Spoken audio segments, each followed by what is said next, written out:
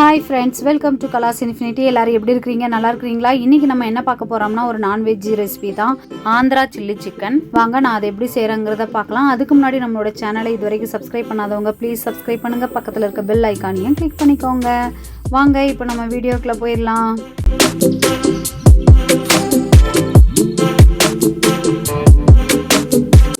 இப்போ ஃபஸ்ட்டு வந்து ஒரு பேன் எடுத்துருக்கேன். அதில் கொஞ்சம் ஆயில் விட்டுட்டு கொஞ்சமாக வெங்காயம், பெரிய வெங்காயம் வந்து இந்த மாதிரி கட் பண்ணி போட்டிருக்கிறேன். அப்புறம் ஒரு 6 பச்சை மிளகாய் வந்து இந்த மாதிரி பாதி பாதியாக உடச்சி போட்டிருக்கிறேன். இது நல்லா கொஞ்சம் வதங்கட்டும். இது வந்து ஆந்திரா சில்லி சிக்கனுங்கிறதுனால வந்து காரம் வந்து நல்லா பச்சை மிளகாய் நிறைய சேர்த்துக்கலாம் எவ்வளோ நாளும். பாருங்கள், இந்த மாதிரி கொஞ்சம் நல்லா வதங்கி வந்ததுக்கப்புறமா இதை மிக்ஸி ஜாரில் எடுத்து போட்டுட்டு ஒரு கைப்பிடி அளவு வந்து கொத்தமல்லி இலை சேர்த்துருக்குறேன். கொஞ்சமாக அதில் பாதி வந்து கொஞ்சமாக வந்து புதினா எடுத்துருக்கேன், கொஞ்சமாக கருவேப்பிலை எடுத்துருக்கிறேன். இப்போ இதை போட்டு கொஞ்சம் நல்லா தண்ணி விட்டு பேஸ்ட் மாதிரி அரைச்சி எடுத்து வச்சுக்கலாம். அப்புறமா ஒரு பேனில் வந்து கொஞ்சம் ஆயில் விட்டுட்டு சோம்பு போட்டிருக்கிறேன். சோம்பு கொஞ்சம், பட்டை இந்த மாதிரி சைஸ் வந்து ஒரு 3 பீஸாக எடுத்து போட்டிருக்கிறேன். நல்லா கொஞ்சம் எண்ணெயில் பொரிஞ்சதுக்கப்புறமா வந்து கருவேப்பிலை சேர்த்துருக்கேன். கருவேப்பிலை சேர்த்துட்டு 2 மீடியம் சைஸ் பெரிய வெங்காயம் வந்து இந்த மாதிரி குட்டி குட்டியாக கட் பண்ணி அதையும் சேர்த்து நல்லா கிளாஸ் மாதிரி வந்துகிட்டே இருக்கும்போதே வந்து நம்ம வந்து 3 பச்சை மிளகாய் சேர்த்துருக்குறேன் ஃப்ளேவருக்கு.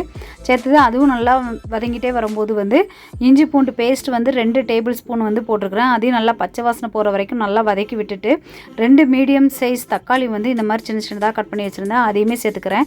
கொஞ்சம் உப்பு சேர்த்துட்டு நம்ம வந்து வதக்கணும்னா நல்லா சீக்கிரமாக நல்லா வதங்கிடும். அதனால் வந்து கொஞ்சம் உப்பு சேர்த்துட்டு நல்லா வதக்கி விட்டுக்கிறேன்.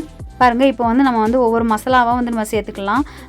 காரத்துக்கு ஏற்ற அளவு வந்து நம்ம வந்து மிளகாத்தூளும் வந்து தனியாத்தூள் அப்புறமா வந்து மஞ்சள் தூள், இந்த 3மே நல்லா சேர்த்துக்கலாம். சேர்த்துட்டு இந்த ஆயிலே வந்து நல்லா மிக்ஸ் பண்ணி விட்டுடலாம்.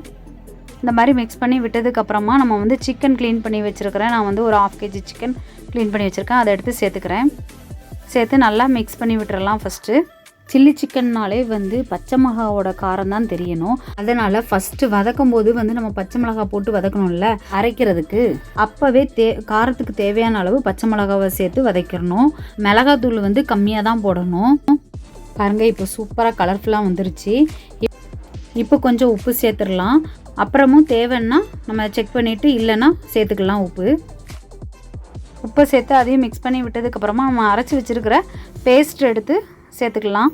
சேர்த்துட்டு 1/2 கப் அளவு வந்து பால் எடுத்து வச்சுருக்கிறேன். அந்த பால் கொஞ்சம் காய்ச்சின பால் தான் எடுத்து அதுவும் சேர்த்துக்கிறேன். 1 டேபிள் ஸ்பூன் வந்து கரம் மசாலா பவுட்ரு நான் சேர்த்துக்கிறேன். இப்போ இந்த 3யுமே நல்லா போட்டு மிக்ஸ் பண்ணி விட்டுட்டு மூடி போட்டுடலாம். நல்லா வந்து கொதிக்கட்டும்.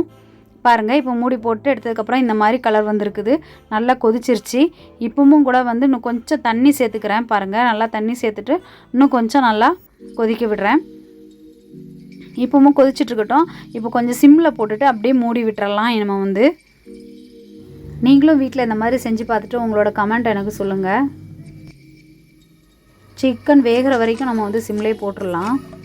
இப்போ வந்து கொஞ்சம் நேரம் மூடி போட்டு எடுத்து பார்த்ததுக்கப்புறமா வந்து இந்த மாதிரி இருந்துச்சு. பாருங்கள், சூப்பராக ரெடி ஆகிடுச்சு. சிக்கன்லாம் வெந்து நல்லா ரெடி ஆகிடுச்சு. ஸ்டவ் ஆஃப் பண்ணிவிட்டு இப்போ வந்து கொத்தமல்லி எல்லாம் தூவிடலாம். பாருங்கள், சூப்பராக நம்மளோட சிக்கன் கிரேவி ரெடி ஆகிடுச்சு.